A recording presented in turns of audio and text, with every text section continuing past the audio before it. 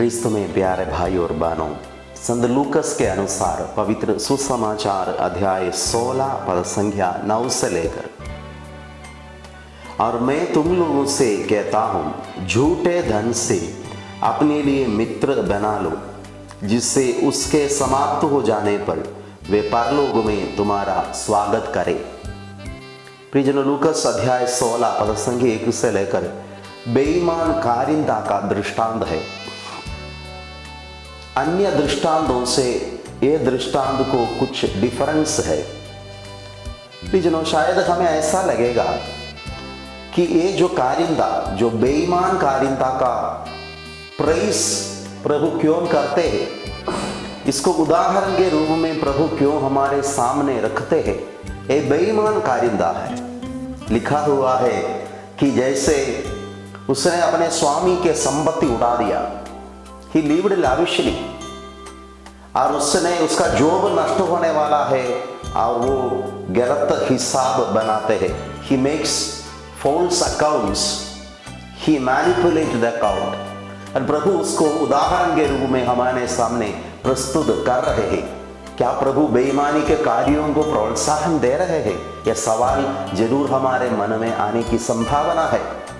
लेकिन ये दृष्टांत को सही ढंग से समझना चाहिए। प्रियजनों, बाइबल के दृष्टांत प्रभु स्वर्ग राज्य के बारे में मनुष्य को समझाने के लिए बताया है। अलग अलग दृष्टांत स्वर्ग राज्य का अलग अलग डायमेंशन को हमें समझाते हैं। तो ये दृष्टांत के द्वारा भी प्रभु स्वर्ग राज्य का एक डायमेंशन हमें समझाना चाहते हैं। प्रियजनों, ये कारिंदा अपने स्वामी के साथ बेईमानी का कार्य कर रहे थे। अचानक स्वामी उसके काम का हिसाब मांगते हैं। Master is asking the account of his work. उसके अकाउंट को स्वामी मांग रहे हैं, और स्वामी ने जैसे अकाउंट को जांच किया और पता चला ये व्यक्ति उसको धोखा दे रहे थे। तो अभी एक सिचुएशन है इधर। इस सिचुएशन यही है कि उसको स्वामी ने पकड़ लिया, उसकी बेईमानी के कार्यों को एक्सपोज किया गया और उसका जॉब नष्ट होने की संभावना है। He will be terminated from his job.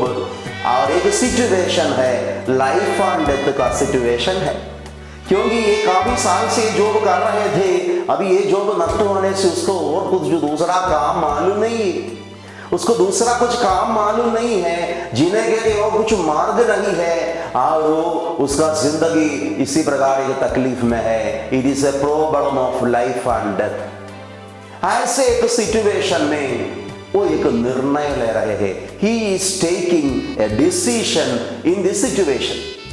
वो अपने बेईमानी के पैसा से, अधार्मिक संपत्ति से मित्रों को बनाते हैं। इधर प्रभु बाइबल स्कॉलर्स हमें बता रहे हैं, प्रभु हाईलाइट करना चाहते हैं, timely decision taken in A situation. Timely decision taken in A situation. उचित समय पर यह व्यक्ति ने जो फैसला लिया है, उसकी ओर प्रभु संकेत करना चाहते हैं। Timely decision. प्रियजनों, प्रभु यीशु मसीह आ चुके हैं। प्रभु यीशु मसीह इस दुनिया में आ चुके हैं। प्रत्येक व्यक्ति को एक डिसीजन लेना होगा। प्रत्येक व्यक्ति को अपने जीवन के विषय में, अपने भविष्य के बारे में, अपने जिंदगी के विषय में एक टाइमली डिसीजन लेने का वक्त आ चुके हैं। प्रभु ये बात की ओर संकेत करना चाहते हैं। स्वर्ग राज्य आ चुके हैं। स्वर्ग राज्य हमारे बीच में है।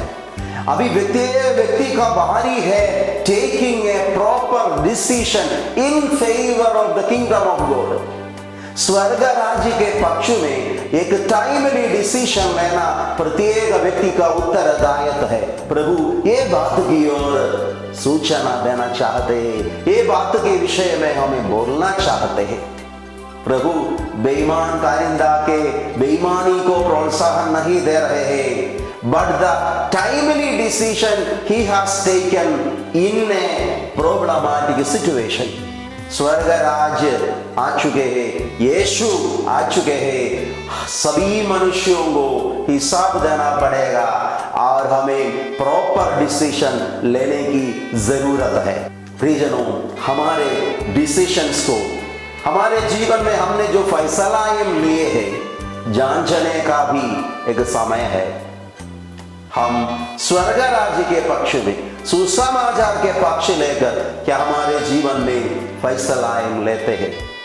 जो निर्णय हमारे जीवन में लिए हैं, पढ़ाई के विषय में, जॉब के विषय में, विवाह जीवन के विषय में, बच्चे लोगों के बारे में, जो निर्णय हमने लिया है, क्या वो सही निर्णय है? क्या हम प्रभु के पक्ष लेकर निर्णय लिया है? ये मनन चिंतन का विषय है। प्रभु हम सबको आशीर्वाद प्रदान करे, गुड डिसीजंस ऑन टाइम लेने के लिए प्रभु हमें मदद करे। स्वर्ग राज्य हमारे बीच में है, समय पूरा हो चुका है, स्वर्ग राज्य हमारे बीच में है। टाइमली डिसीजन लेने के लिए प्रभु हमें मदद करे। पिता, पुत्र और पवित्र आत्मा के नाम पर आमीन।